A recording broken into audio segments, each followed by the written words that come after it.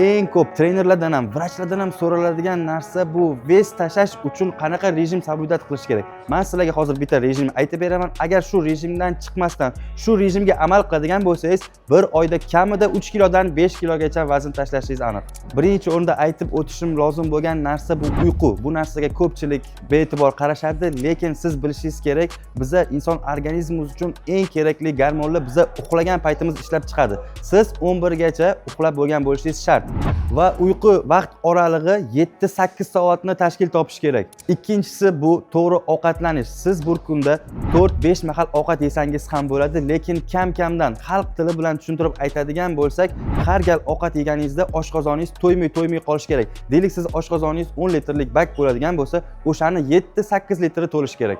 Va eng asosiysi bu jismoniy harakat. Siz sport zaliga chiqishingiz kerak. Sababi hozirgi kunda harakat xalqimizda juda ham kamayib ketgan. Hammada sidacha rabota, hamma kompyuter oldida o'tiradi. Oldin hech bo'lmasa mashinaga tushganda derazasini ochish uchun aylantirardik. Hozir kinopkani o'zi shu narsani bajarib qo'yadi. Yoki domda turganlarni ham agaroti bo'lardi, jismoniy harakati ko'p bo'lardi. Hozir bu narsa yo'q. Shuning uchun как minimum siz yoki ertalab yoki kechqurun tungi sayrga chiqib 10 ming qadam yurib turishingiz kerak.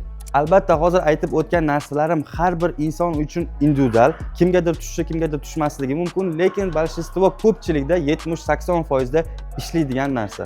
O'zi bu rejimlar, bu hamma narsa nima uchun kerak? Siz avvalambor oilangizga, tanishlaringizga, o'rtoqlaringizga, hammaga o'rnak bo'lishingiz uchun, sog'lom turmush tarzida yuritishingiz uchun kerak. Bundan da foydali va qiziqarli ma'lumotlarni bilishni xohlasangiz, albatta kanalimizga obuna bo'lib qo'ying.